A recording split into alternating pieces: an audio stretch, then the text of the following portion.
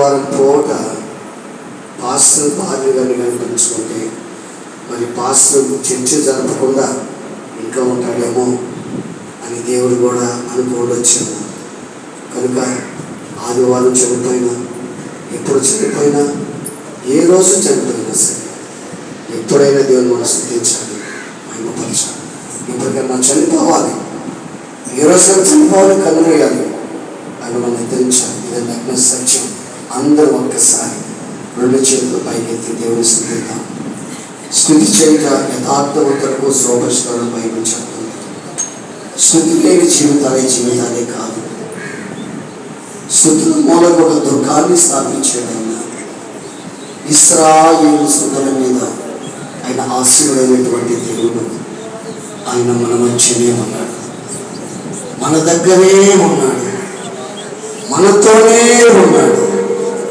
నేను నీతో ఉంటాను, నీలో ఉంటాను, నీ పైన ఉంటాను. దేవుడు నా ప్రియమైన దేవుని బిడ్డలారా, మన జీవితాల్లో ఎన్నో సందర్భాలు ఒంటరి వారం అయిపోతాం కదా, ఒంటరి విధానం అయిపోతాం కదా.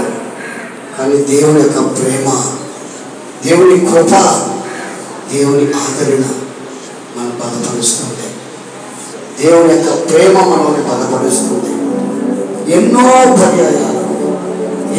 పర్యాయాలు కొట్టుకుంటూ మా జీవితం అయినా, మా పరిస్థితి అయినా, మమ్మల్ని ఆదరించిన వాళ్ళు లేరా, మమ్మల్ని బలపరిచేవాళ్ళు లేరా,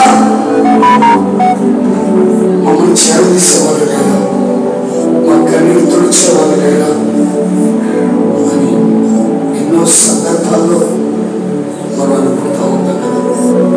కానీ దేవుని ప్రేమ, దేవుని గొప్పతనం, ఆయన ప్రేమ నీ పట్ల అపరిమితముగా ఉన్నది.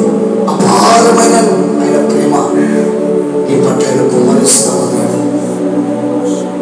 దేవుని బిడ్డగా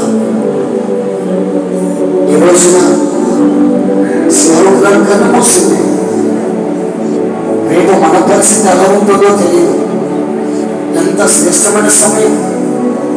దిగులు విచారం ఉన్నా కానీ దిగులు విచారాన్ని పక్కన పెట్టి దేవుడికి మనం ప్రాధాన్యత ఇస్తున్నాం.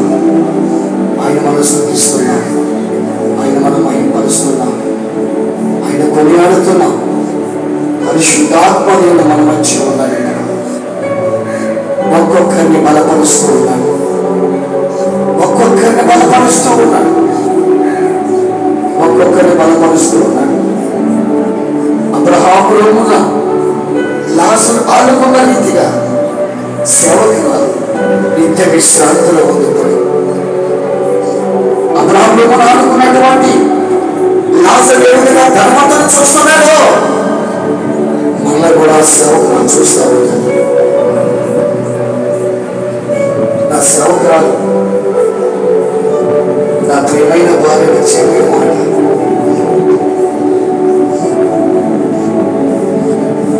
నా ప్రియమైన భార్యను చెప్పిన మాట తెలుసు. అయ్యా నేను చనిపోతానయ్యా, నేను బతుకును, నువ్వైతే గొప్ప సేవ చేయాలి, నీకు కాళ్ళు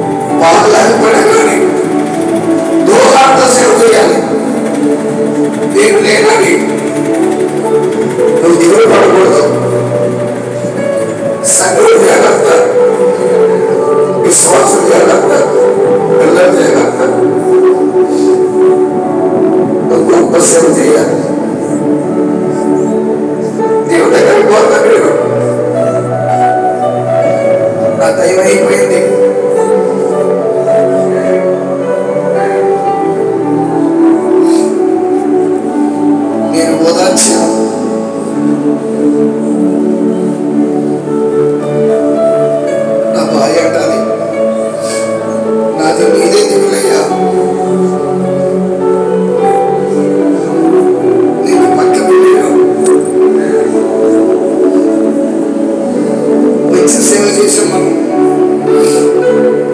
నువ్వు ఇంకా గొప్ప సేవ చేయాలి. ఆ సమయం అయిపోయింది, నేను వెళ్ళిపోతున్నా.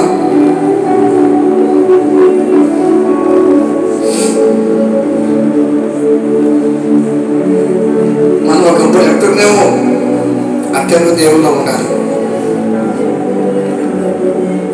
నిజంగా నా సేవకురాలు నాకు ముందు నడిపించే వ్యక్తి, కానీ దేవుడు సేవకులు తీసుకోపోయినా కానీ పరిశుద్ధాత్మ దేవుడు నాలో ఉన్నాడు. ఆయనను ఆదరించే దేవుడు.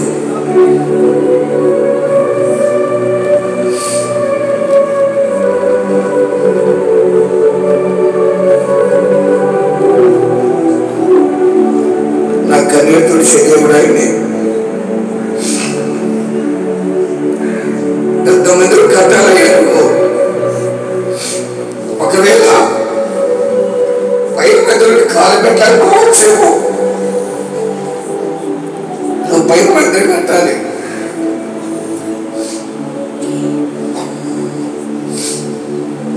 జాగ్రత్తలో ముందు మీ ఇంట్లో ఈ మర్చిపోకూడదు.